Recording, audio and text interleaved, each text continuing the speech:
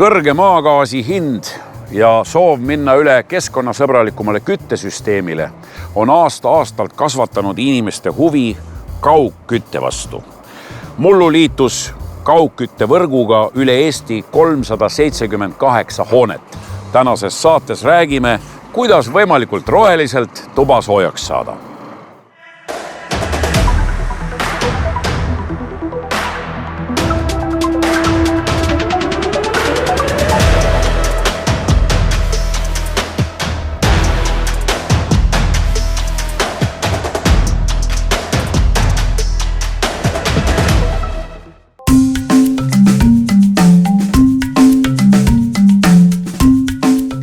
Põhja-Euroopa rohelise energia ettevõte Gren varustab soojaga nii Tartu kui Pärnu kliente.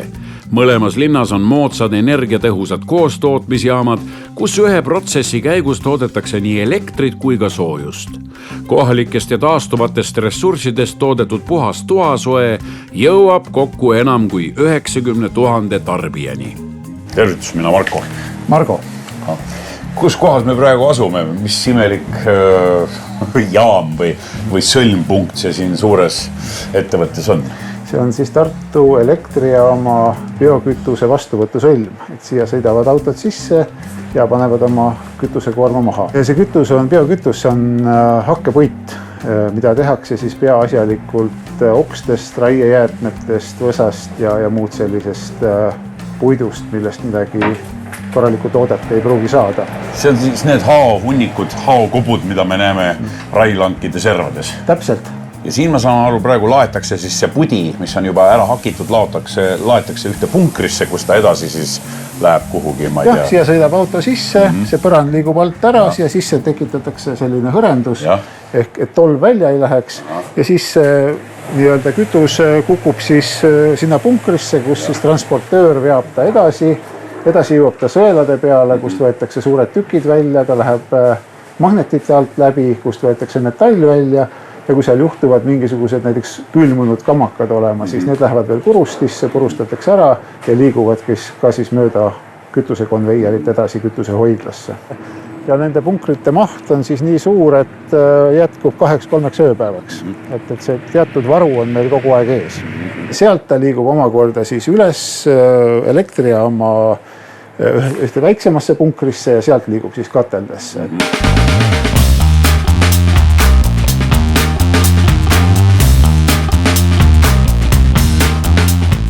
Mis hoonesse me nüüd sisenesime? See on tegelikult katlaruum ja me oleme selle katla põhjas. See jaam on rajatud 2009. See oli üks esimesi selliseid biokütustel koostootmisjaamasid Eestis. Et siin pea kohal on tegelikult katel. Ja mismoodi see katel üldse tööl hakkab? Mingi gaasiga ajate kuumaks midagi ja siis ta hakkab juba iseennast kuumutama edasi? Jah, sellel katlal on stardipõleti. See on gaasi peal või õli peal, sellega aetakse katla põhjas olev liivakiht. Seal on paks liivakiht. See aetakse tuliseks ja siis, kui sinna liivakihi peale, siis biokütus, hakkepuit, saepuru kukub, sealt automaatselt süttib ja siis see katel käibki niimoodi, et kogu aeg hõljuv liivakiht on põhjas ja all on veel tüüsid, et see tuline liivakiht hõljub ja sinna kukub kütus peale ja põleb seal. Kuhu see tuhk läheb või siis see põlemisjääk? See tuhk võetakse alt välja, lendtuhk võetakse siis filtritest välja ja põhjatuhk võetakse põhjast välja. Eraldi transportöörid on selleks, et saadakse kõik tuhk kätte. Ja mis siis tuhast saab? Puidutuhk läheb enamuses kõik põllumajandusse, et põllumehed on väga tänulikud ja et nad saavad siit seda tuhka, et siis parandada seda mulla kvaliteeti.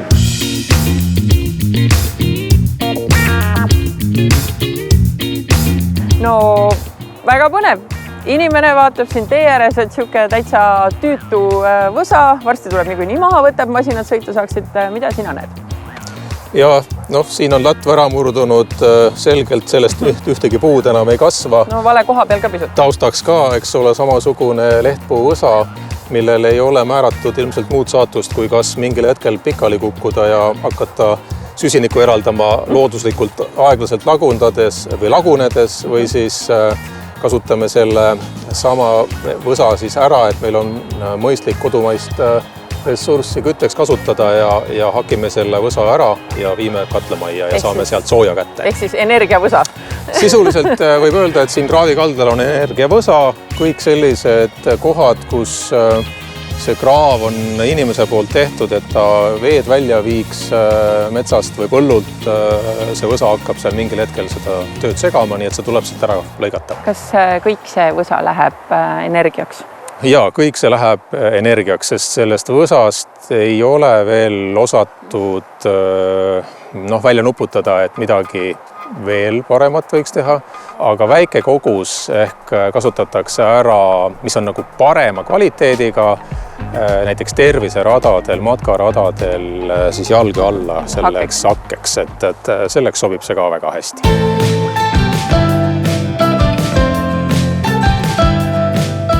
No möödunud sajandi küttekriiside ajal aeti justkui ahju sükest korralikku puitu. Kuidas täna lood on?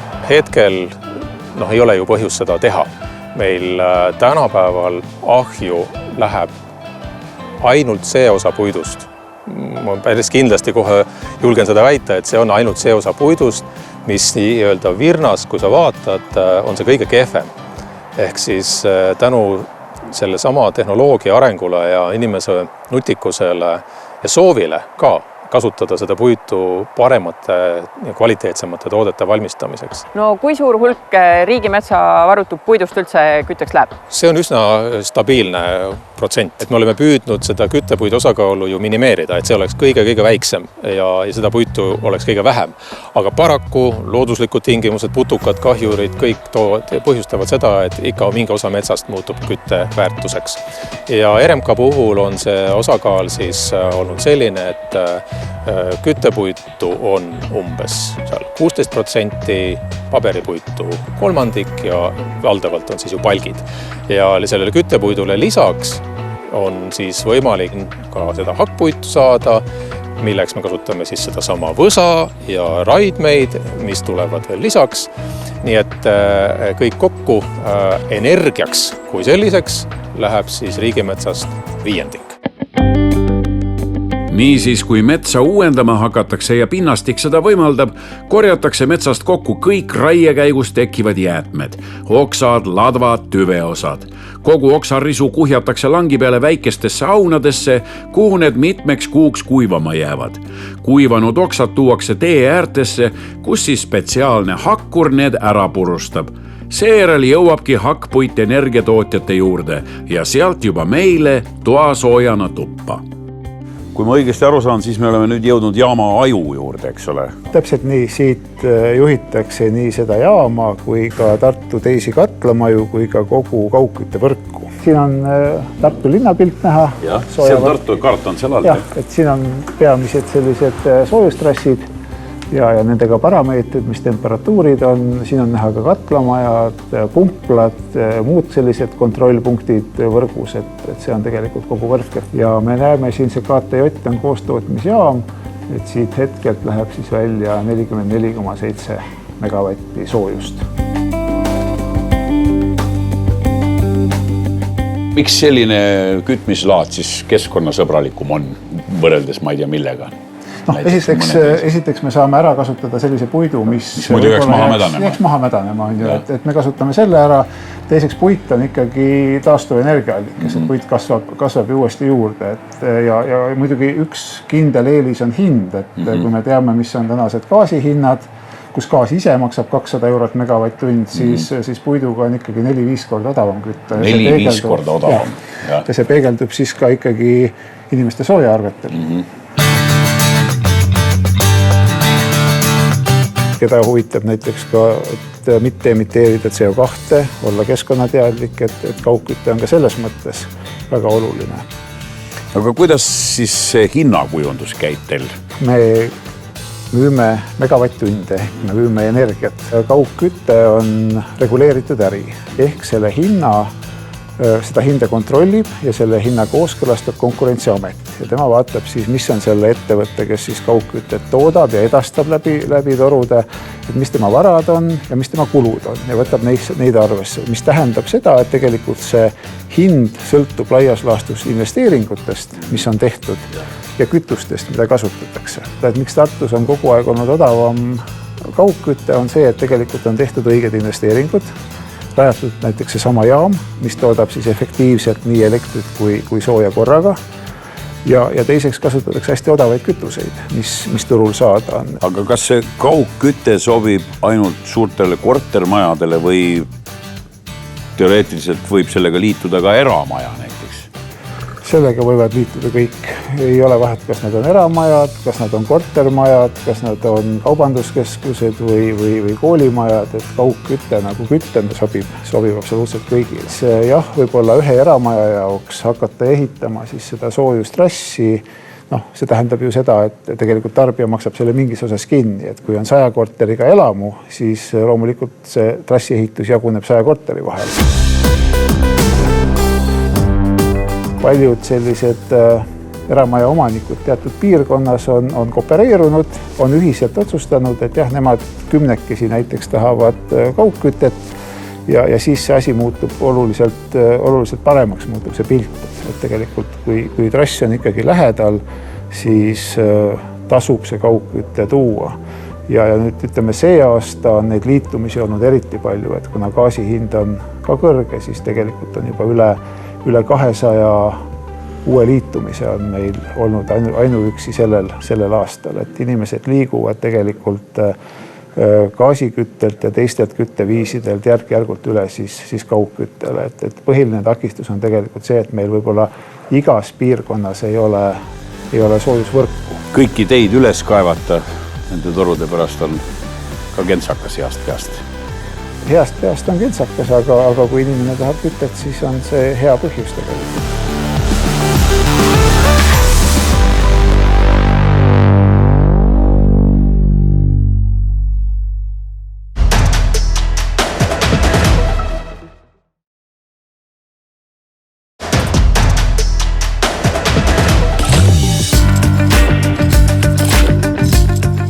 Kui üks kortermaja soovib liituda kaugküttesüsteemiga, kaugküttevõrguga, millega nad peavad arvestama, mis see kaasa toob? Kõigepealt peab arvestama, et kas selles rajoonis üldse on olemas mingisugune kaugküttetorustik. Sellel konkreetsel tänaval siin torustikku veel ei ole, aga on plaanis, et 2023 kas siis luuakse või hakatakse looma. Ja kui selline võimalus avaneb, siis tuleb alustada muidugi läbirääkimisest Keskkatlamajaga, siis tuleb hakata projekte tegema, nagu ikka. Ja kui võimalik on, siis taotleda ka võib-olla mingit KIK-toetust või mingit sellist asja. See on siis keskkonna investeeringute keskus. Ja. No see trassi rajamine siin Kastani tänaval ei ole niisama lihtne, sest et järjest on siin muinsuskaitse all olevaid hooneid, et kuidas üldse saaks loa madistada muinsuskaitseobjektil. See on väga keeruline, aga siin osades majades on olemas need ajaloolised ahjud ja siis tuleb lubada, et ajaloolisi ahjusid ei lammutata, ahjud jäävad alles ja siis muinsuskaitse annab loa, et rajada kaugkütte. Muinsuskaitsega ei olegi võib-olla nii palju probleeme, sealt ikkagi leiab mingeid mõistlikke lahendusi ka. Probleemid on omanikega, sest kaugküttega liitumine on ikkagi väga kallis, aga kui tänaval kõik majad ühinevad, siis loomulikult on see trassi rajamine on odavam. No kui üks selline hoone soovib liituda selle kaugküttevõrguga, et kaua see asja ajamine aega võtab? Kõige rohkem võtab aega ikkagi kooskõlastamine omanikega. Ja siis selle kaugkütte pakkujaga ja projekteerimine võtab palju aega. Arvestama peab tegelikult kuskil 1,5 aastat. 1,5 aastat? Jah. Ja siis kaevatakse tänav üles, Kastani tänav? Just. Ja siis on 5 aastat rahu, sest siis ei saa sinna enam mitte midagi kaevata. Need, kes ei ole liitunud, ei saagi liituda kuni järgmise korrani, kui seda tänavat peab hakkama siis kas rekonstrueerima või renoveerima. Et uut asfalti ei tohi siis nagu lõhkuda enne 5 aastat? Ei, kindlasti mitte. Lisaks toasoojale pakub Gren Tartu ja Pärnu äriklientidele ka keskkonnasõbraliku kaugjahutust, kus juures loodusliku jahutusallikana kasutatakse tänapäevastes kaugjahutusjaamades jõevett. No nüüd me tulime ära sealt, kus oli soe ja mõnus. Mis see hall ja veider garaaži moodi hoone, mis siin toimetate? See on Eesti ja Baltikumi ja üldse Euroopa idapoolse osa esimene kaugehutusjaam. See toodab külma. See on kuidagi palju väiksem tehnovõrk kui see eelmine. See on väiksem jah, sest jahutust läheb meie kliimas natukene vähem vaja kui kütet. Meil on ka Pärnus samasugune jaam, et Pärnu ja Tartu olidki siis esimesed lahendused nii Eestis, Baltikumis kui ka Ida-Euroopas, kus siis kaugehutust hakati tegema. Ja mismoodi see jahutamine toimub ja mis siin sees ringleb või? Maa all on külmavõrk, täpselt nagu soojavõrk, kus siis tiirleb külmvesi ja see jaam toodab 6-kraadist vett ja see 6-kraadine vesi liigub siis nendesse hoonetesse, kes vajavad jahutust. Seal annab oma jahutusenergia ära ja tuleb soojemana siis see vesi tagasi. See soojem vesi, mis tuleb kaugehutusest tagasi klientide juurest, sealt me võtame selle soojuse välja ja läbi soojuspumba lükkame selle kaugküttesüsteemi. Et me kasutame selle kaugehutuse klientide jääksoojuse ära kütmiseks. Et siis võib öelda, et meie külma klient kütab meie sooja kliente. Kuidas see jahutus tekib? On elektrilised jahutusseadmed ja täna näiteks on ka Emajõe vesi nii külm, et me kasutame tegelikult siis Emajõe vett. Lihtsalt nagu toru siis võtab jõest vett ja jahutab teist vett, mis on natukene üles soenenud, jah? Täpselt nii see käibki. Emajõest võtame toru kaudu vett, laseme selle läbi soojusvaheti, ta loovutab oma külma seal meie trassiveele, mis jahutustrassis ringleb ja ongi kõik sisuliselt, et sel hetkel, kui Emajõe vesi on piisavalt külm, me saame siis Emajõe veega jahutada soojustrassi või jahutustrassi vett ja sellega jahutada ka oma kliente, nii et Emajõgi jahutab kaubanduskeskust. No ma kuulsin huvitava naljaka termini hiljaaegu tumeroheline, et kas tumerohelised ei hakanud protesteerima, kui te Emajõe vett kasutate? Kuidas see keskkonnale mõjub? Keskkonnal on see tegelikult väga hea, et mida me sellega kokku hoiame. Me ei tooda elektrist jahutust, vaid kasutame looduslikku jahutust, mis juba on looduses olemas. Et siit tuleb ka üks peamine vahe, mis on kaugjahutusel ja lokaalsel jahutussüsteemil. Et kaugjahutussüsteem kasutab circa 80% vähem emiteerib CO2 ja kasutab 80% vähem energiat. Ja see ongi selle tõttu, et me saame Emajõe vett kasutada. Kui nüüd küsida sellest rakursist, et me laseme selle vee ju tagasi. Ja kas see Emajõgi mulinal keema ei hakka?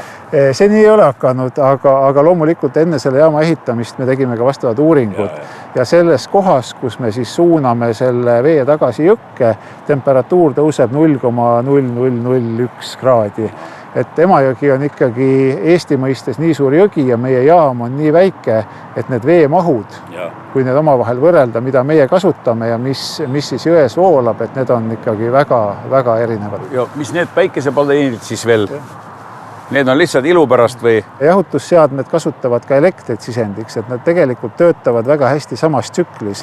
Et siis, kui kõige rohkem on vaja jahutust, siis on meil kõige suurem elektritarbimine jahutusjaamas, aga siis tavaliselt paistab ka kõige rohkem päikest. Et väga hästi sobib päikeseenergia jahutusenergiaga nagu kokku, et selles mõttes nad töötavad samas tsüklis.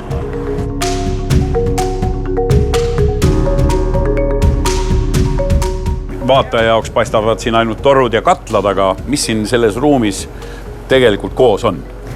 No tegelikult siia ruumi tuleb soe ja jahutus meil siin lähedalt katlamajast, et siis jahutada kogu hoonet ja siis talvel sooja anda. Kas see oli kohe ehituslikult see sama süsteem teil või see on hiljem? Kuna me siin oleme tegelikult hoone uues osas, mis valmis 2017, siis see kaugjahutus ja kaugsoojus oli juba siia sisse planeeritud.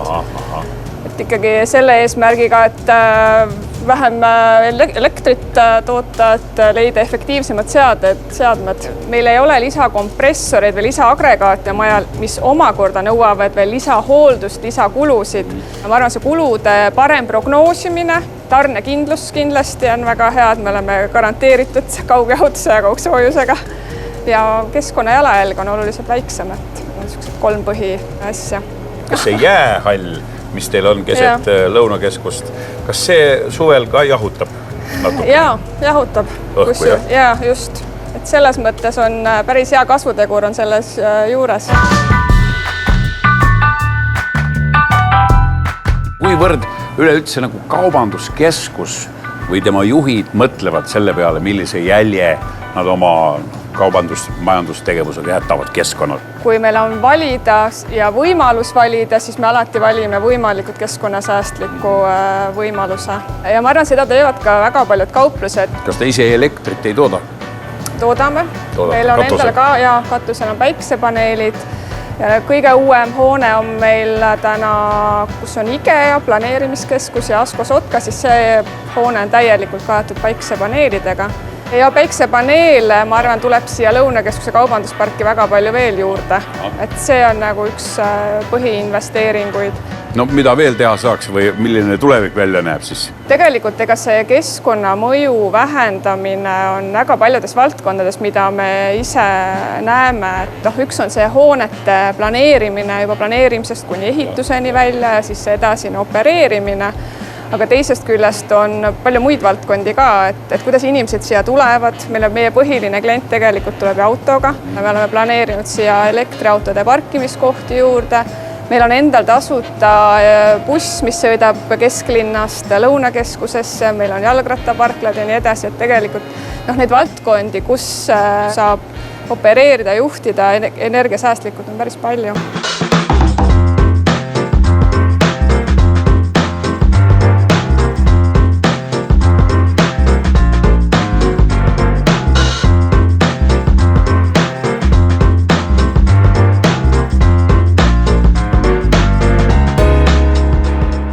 Niisiis pole vaja karta, et toasooja saamiseks meie riigimetsast palke otse ahju aetaks. Tänapäevase keskkonnasõbraliku kaugkütte toormaterjaliks on hoopis hakkpuit ehk siis võsa, oksarisu, juuretükid ja nii edasi, mis muidu niikuinii raielangile jääks ja seal mädanedes atmosfääri kütaks. Tuleb välja, et kaasaegne kaugkütte on igati puhas, mugav ja ohutu viis toasooja saamiseks. Kohtumiseni järgmisel nädalal.